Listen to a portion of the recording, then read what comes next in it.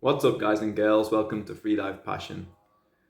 This week, I'm going to talk to you about how I like to use strength and conditioning in the gym while training for freediving.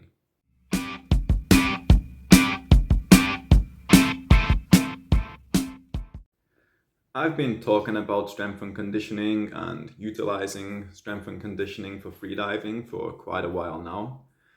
And that might not seem like anything so original to you guys, but I've been around this game for long enough to remember all the nonsense that people used to believe about, many aspects of freediving, but in this case specifically, resistance training. People used to believe that resistance training was bad for freediving. It reduced your breath hold, it reduced your flexibility, it made you more likely to squeeze, for instance. And what I'm seeing now is since then, in these recent years, more and more top level athletes and semi-professional athletes are actually starting to integrate strength training into their periodization.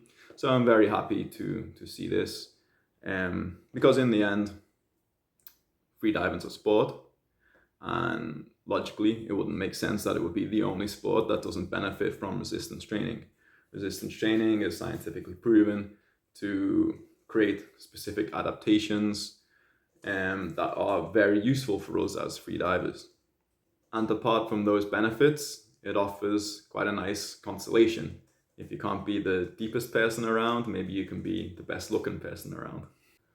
Over the years, I've already made a couple of videos describing strength training for freediving, but over that whole time, I've also been learning through trial and error with myself and the athletes that I coach, and learning from other strength and conditioning coaches in different sports throughout the world, which I believe will have a crossover into our sport.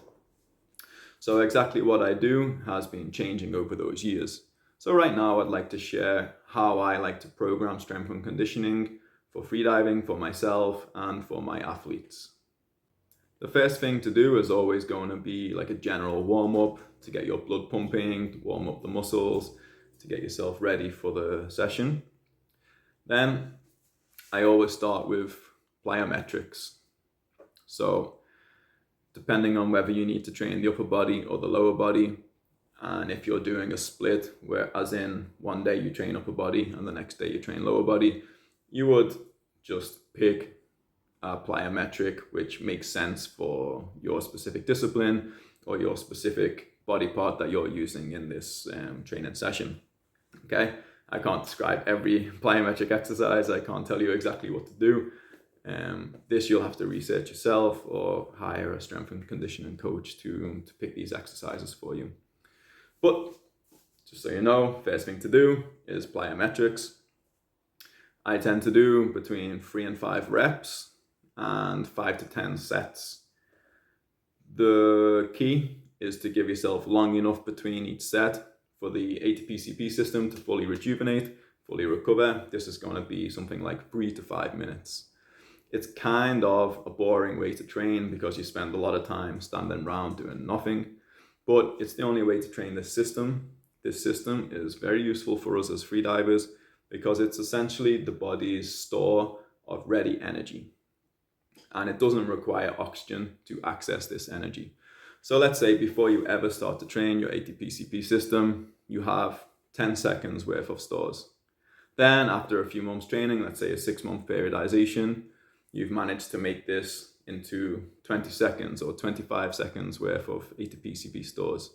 This gives you the potential on a deep dive to already be in free fall before you've burned any oxygen. So this is a very useful system for us to train, and the best way to do that is with plyometrics explosive training.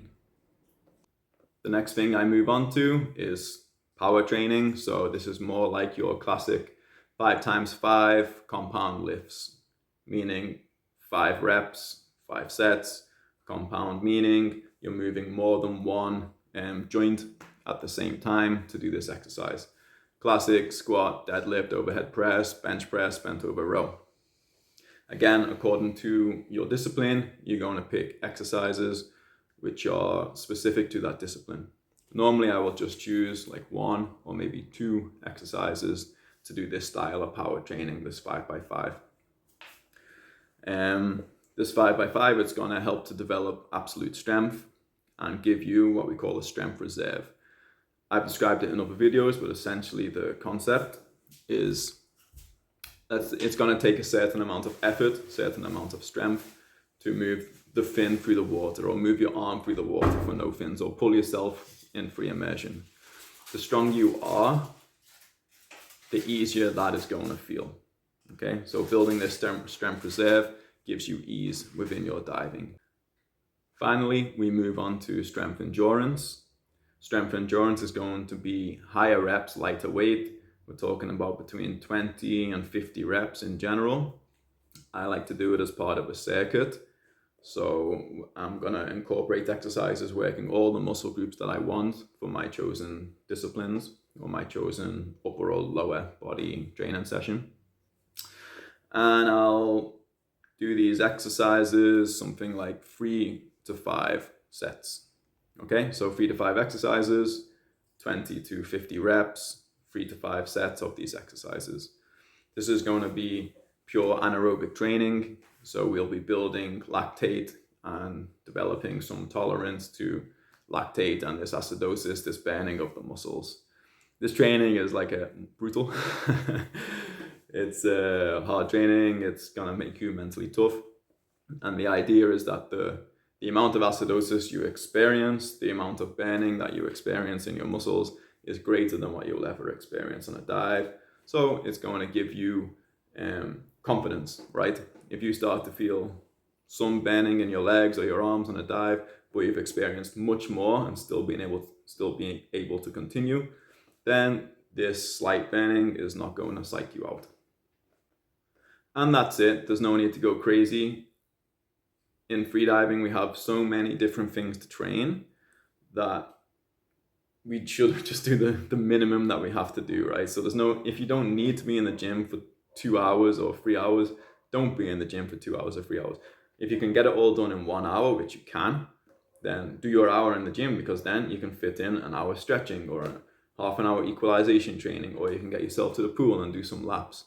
So more isn't always better, especially because we have to think about longevity. We have to think about our level of motivation.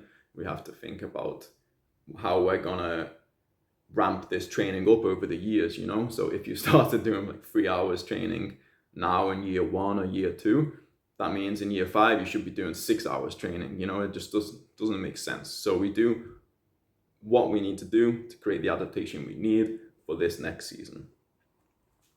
So to go over everything one more time, we get to the gym, we warm up, we do our plyometrics, explosive training, something like 3 to 5 reps, something like 5 to 10 sets.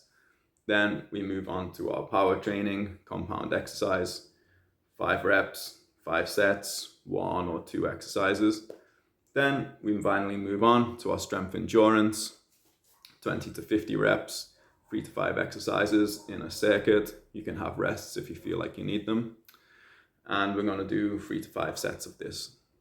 Then you can cool down a little bit. Something like a 10-minute light cardio is going to actually help you with recovery. So even though you're adding a little bit more exercise, it's going to allow you to recover from this training session faster.